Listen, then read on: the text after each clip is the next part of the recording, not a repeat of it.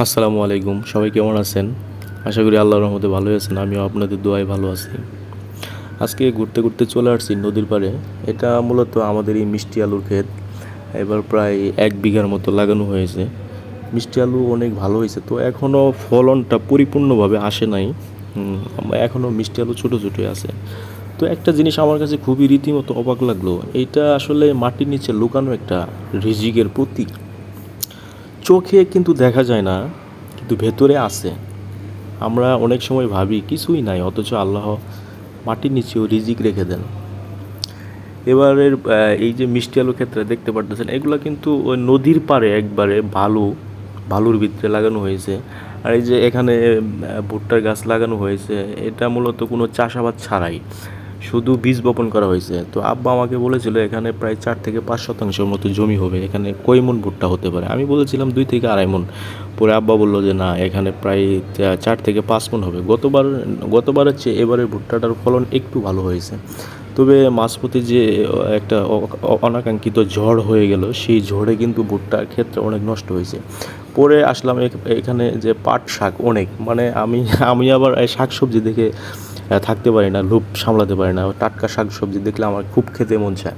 তো নিজের হাতেই এই পাট শাকগুলা উঠালাম, এবং ছোটো ছোটো কচি, মানে এগুলা আসলেই অনেক টেস্টিকর একটা খাবার, যে মোর গ্রামের অথেন্টিক একদম ন্যাচারাল, একদম প্রাকৃতিক, মানে আসল খাবার যেটা বলে, সেটা খুবই ভালো লাগলো। তো নিজের হাতে উঠলাম পাট শাকগুলা।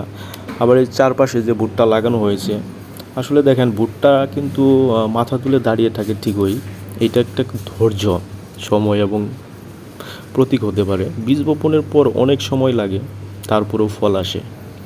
সময় লাগে কিন্তু রিজিক আসবেই, পরিশ্রম আছে এখানে।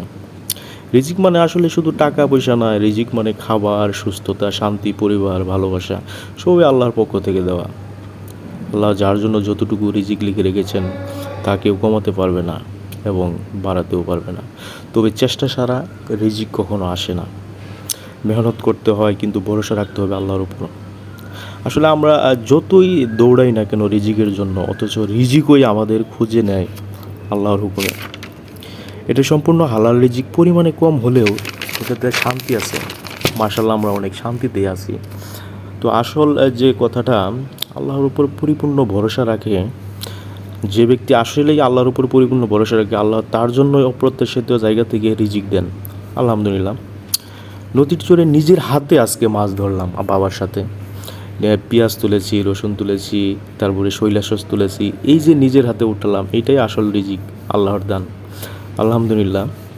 তো সবাই ভালো থাকবেন, আমার জন্য দোয়া করবেন, আমি যেন ভালোভাবে কন্টেন্ট আপনাদের উপহার দিতে পারি। যদি আমার ভিডিওটা ভালো লাগে, লাইক, কমেন্ট, সাবস্ক্রাইব করবেন, এবং নেক্সট আবার ভিডিওতে আপনাদের সাথে দেখা হবে। তো আমাদের সব কাজ কমপ্লিট, এখন আমরা চলে যাব বাড়িতে।